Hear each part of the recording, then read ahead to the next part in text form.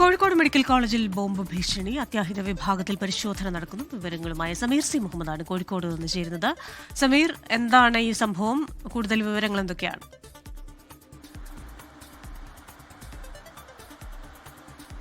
ക്രിസ്റ്റിന, ഇന്ന് പുലർച്ചെ 3:23 പ്രിൻസിപ്പലിന്റെ മെയിലിലേക്ക് ഇത്തരമൊരു സന്ദേശം ലഭിച്ചത്. കോഴിക്കോട് മെഡിക്കൽ കോളേജിലെ 3 ഇടങ്ങളിൽ ബോംബ് ഉണ്ട് എന്നായിരുന്നു ആ സന്ദേശം. അതുമായി ബന്ധപ്പെട്ടാണ് പോലീസും അതുപോലെ തന്നെ ഡോഗ് സ്ക്വാഡും വിവിധ ഇടങ്ങളിൽ പരിശോധന നടത്തിയത്. അത്യാഹിത വിഭാഗം, അതുപോലെ തന്നെ 2 വീലർ പാർക്കിങ്ങും അതുപോലെ 4 വീലർ പാർക്കിംഗ് തുടങ്ങിയിട്ടുള്ള ഭാഗങ്ങളിലൊക്കെ തന്നെ പോലീസ് പരിശോധന നടത്തി. 3 RDX IED ബോംബുകൾ സ്ഥാപിച്ചിട്ടുണ്ട് എന്നായിരുന്നു സന്ദേശത്തിൽ ഉണ്ടായിരുന്നത്. ഉച്ചയ്ക്ക് 1:35 അവിടെ നിന്നുള്ള ആളുകളൊക്കെ തന്നെ ഒഴിപ്പിക്കണം, അത്തരമൊരു സന്ദേശം ഇതിനകത്ത് ഉണ്ടായിരുന്നു. മുഹമ്മദ് വിക്രം രാജഗുരു എന്ന IDയിൽ നിന്നാണ് ഇത്തരം ഒരു സന്ദേശം ലഭിച്ചത്. തമിഴ്നാട്ടിലെ പോലീസ് ഉദ്യോഗസ്ഥർ നേരിടുന്ന വലിയ പ്രശ്നങ്ങൾ നിലനിൽക്കുന്നുണ്ട്. അതിലെ തൊഴിൽ ചൂഷണമാണ് പ്രധാനം. അങ്ങനെ തൊഴിൽ ചൂഷണം നേരിടുന്ന ആ പോലീസ് ഉദ്യോഗസ്ഥരുടെ വിഷയങ്ങൾക്ക് പരിഹാരമുണ്ടാകണം. അതിനായി 1979 നാനാർദാസ് നിർദ്ദേശം നടപ്പാക്കണം എന്നാണ് ഈ മെയിലിൽ പറയുന്നത്. അതുമായി ബന്ധപ്പെട്ടാണ് ഈ സന്ദേശം നൽകിയത്.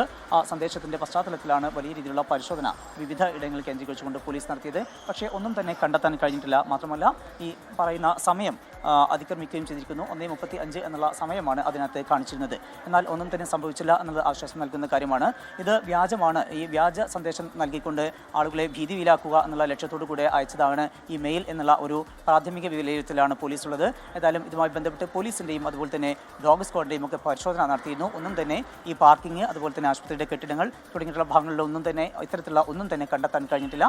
അതുപോലെ ഇതുമായി ബന്ധപ്പെട്ട് എന്തെങ്കിലും അസ്വാഭാവികതയുണ്ടോ എന്നറിയുന്നതിന് വേണ്ടിക്കൊണ്ട് ഇവിടെയുള്ള CCTV ദൃശ്യങ്ങൾ ഉൾപ്പെടെ അന്വേഷണ സംഘം പരിശോധിക്കുന്നുണ്ട്. അത്യാഹിത വിഭാഗം, അതുപോലെ തന്നെ പ്രധാനപ്പെട്ട ബ്ലോക്കുകളിലേക്ക് വരുന്ന രോഗികൾ, അവരുടെ കൂട്ടിരിപ്പുകാർ തുടങ്ങിയ ആളുകളൊക്കെ തന്നെ വിശദമായിക്കൊണ്ട് പരിശോധിക്കുന്നുണ്ട്. അവരുടെ കൈവശമുള്ള ബാഗുകൾ, അതുപോലെ മറ്റെന്തെങ്കിലും കൈവശമുണ്ടോ തുടങ്ങിയിട്ടുള്ള കാര്യങ്ങളൊക്കെ തന്നെ വിശദമായി പരിശോധിക്കുന്നുണ്ട്. നിലവിൽ അത്തരത്തിലുള്ള ഒരു സംഭവം ആശങ്കപ്പെടുന്ന ഒരു സാഹചര്യവും നിലവിൽ കോഴിക്കോട് മെഡിക്കൽ കോളേജിലില്ല.